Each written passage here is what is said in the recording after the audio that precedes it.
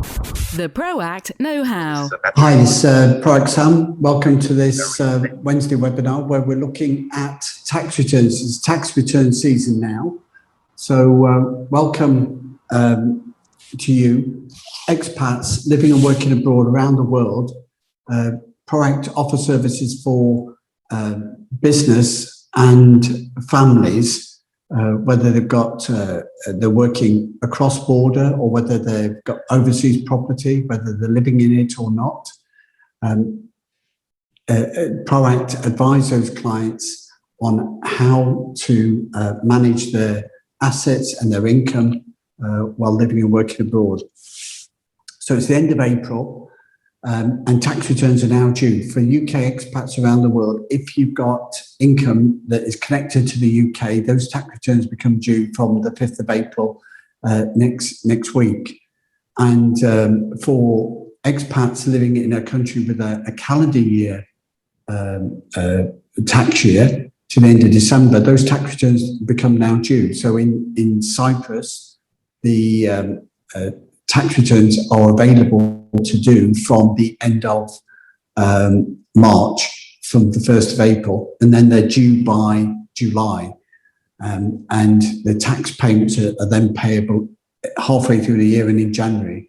For the UK, there's 2 tax payments a year as well, in July and August, if you've got tax that's due. So in this webinar, we're looking at how the tax return seasons, they're due now, and how they're going to be impacted in the coming weeks and months by the impact that we've had over the last year with COVID, with Brexit, and with the travel restrictions that we've all had around that.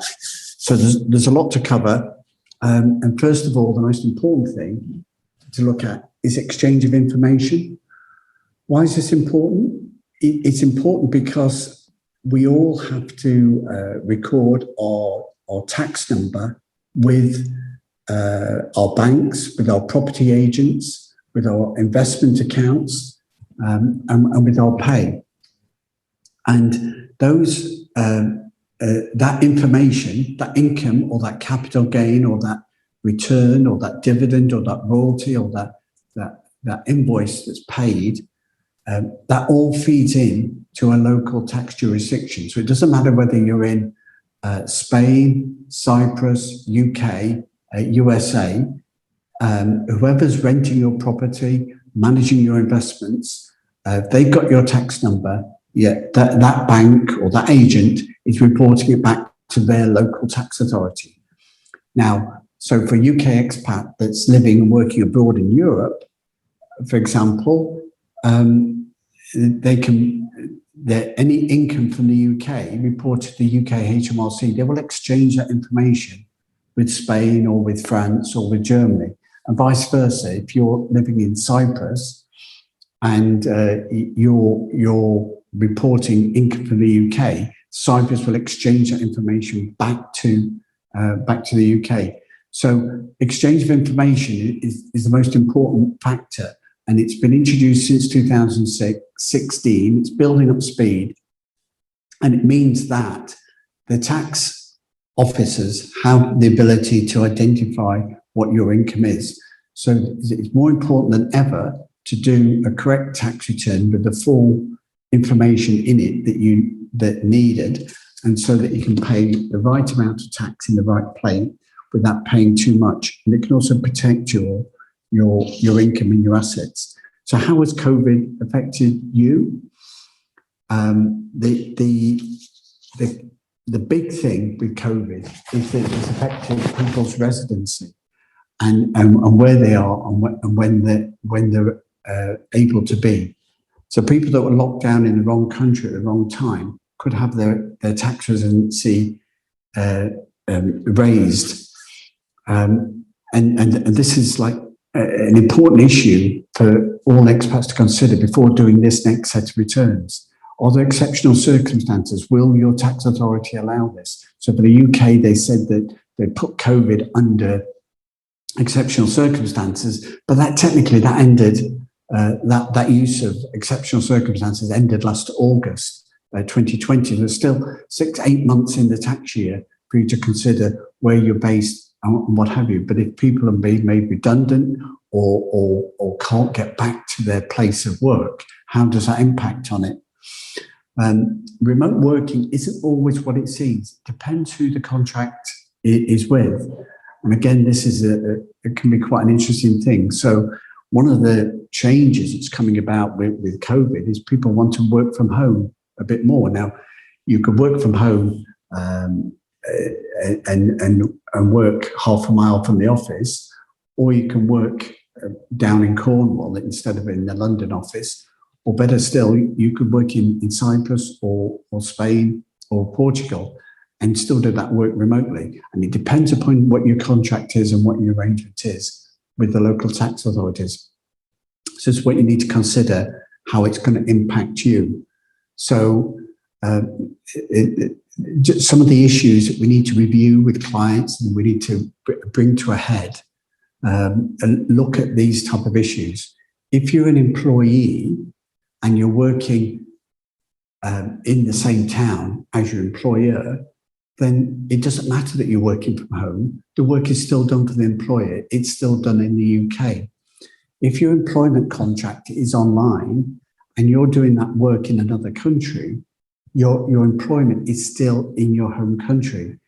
So you could be living in Romania or Bulgaria or Italy and working for a UK company, and that can still be deemed to be employment in the UK and fall under pay-as-you-earn rules. This is complicated this year because IR35 rules have come in. And what this means is that if you're working remotely to a personal service company or as a contractor, the employer in the UK now has a liability that could potentially see them having to pay tax on a pay-as-you-earn basis. Now, if they don't get it right, if they don't issue the right personal assessment statement at the outset, then they will be liable to collect and pay that tax and national insurance.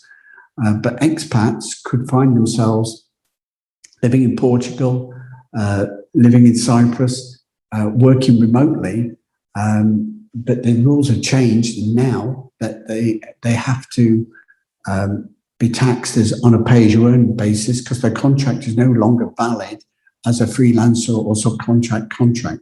So contracts need to be reviewed. It might need a self-assessment statement, but personal service companies and any job that's connected or tied to the UK could now fall under pay-as-you-earn rules.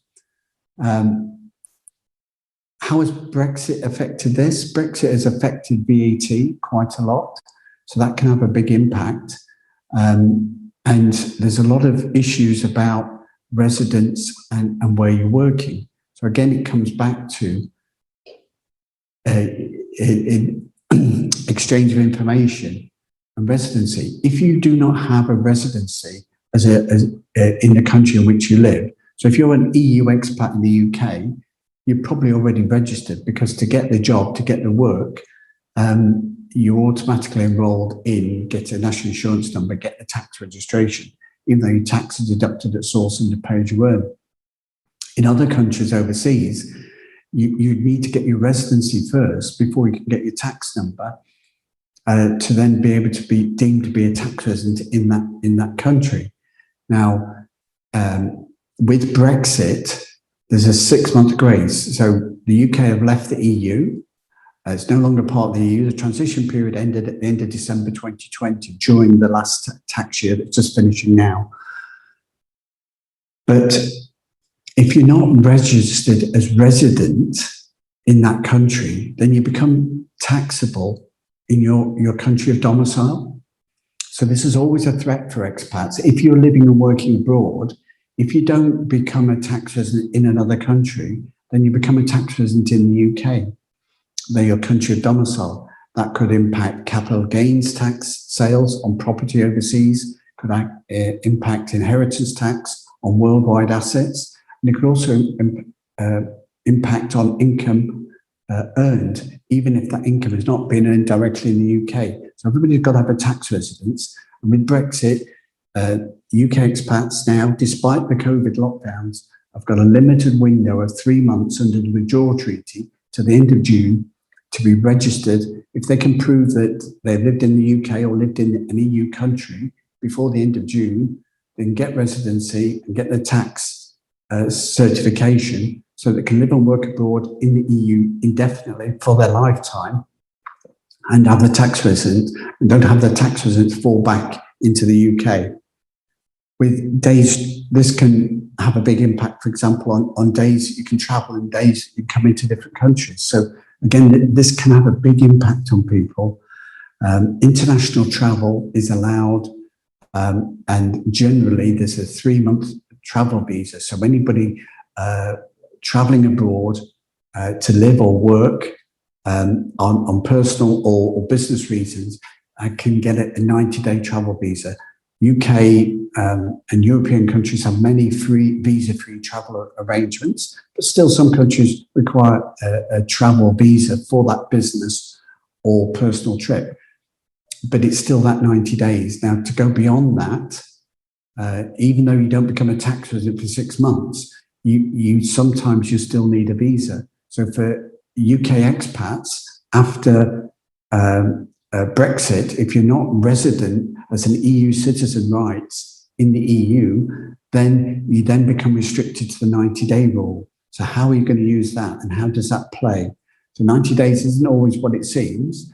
So you can be a tax resident of Portugal and you can travel to France for 2 weeks and go back to Portugal. But you've been resident in Portugal all the time. It was a holiday trip. So trips, if your Portugal base is your normal tax residence, holidays to other places in the UK still count as Portuguese time served. So with a country like Cyprus, where you can have retain your tax residence with 60 days residence, that becomes a big advantage if you're working abroad from other people in other countries. So you can be a tax resident in Cyprus. For 10 months a year, you're working around the world, but you remain a Cyprus tax resident as long as you've got 2 months leave spent in Cyprus. So that's the travel constraints after Brexit are quite impactful, and the days residence can have a big impact on your status and how you're working. When we look at the UK budget that's introduced the changes for next year, nothing changes. So in the UK, you can earn 50,000 as a basic rate taxpayer, and then high rate taxpayer up to 150,000, which is a standard way. But there are other taxes in the UK like there are in other countries. So expats now investing in residential property in the UK, there's a capital gains tax liability of between 18 and 28% on all residential property sales. So overseas property investment is something that's a lot more expensive than the normal UK capital gains tax rates of 10, 20%. So again, this is an issue for expats to review, and there may be a need or already should have done a capital gains tax assessment for that sale. Expats can still enjoy capital gains tax-free sales in the UK or around the world, but not necessarily for residential property. And even so, overseas property sales, overseas capital gains can still be liable to UK tax in certain circumstances. All these things need to be reviewed in the non-residence and capital gains tax sections of the tax return. So as if Brexit wasn't complicated enough, as if COVID it didn't complicate it a bit more, the two mixed together with the days residence, the travel rules, the tax changes, mean that there's quite a lot for expats to consider in the tax returns for this year. And don't forget as well, this issue of residence and domicile is a slightly different thing. The UK have also introduced, confirmed that the personal allowance for inheritance tax is going to remain at 325,000 for the next 4 years through to 2026. So UK domiciled expats have got a liability to inheritance tax on worldwide assets when they die of 40%. So Spanish, Portuguese, French property, overseas business can still fall under that tax scope. And it doesn't matter what inflation is going to happen in the next few years, the allowance is not going to change. And that's going to continue to bite on £1 million worth of property and financial assets.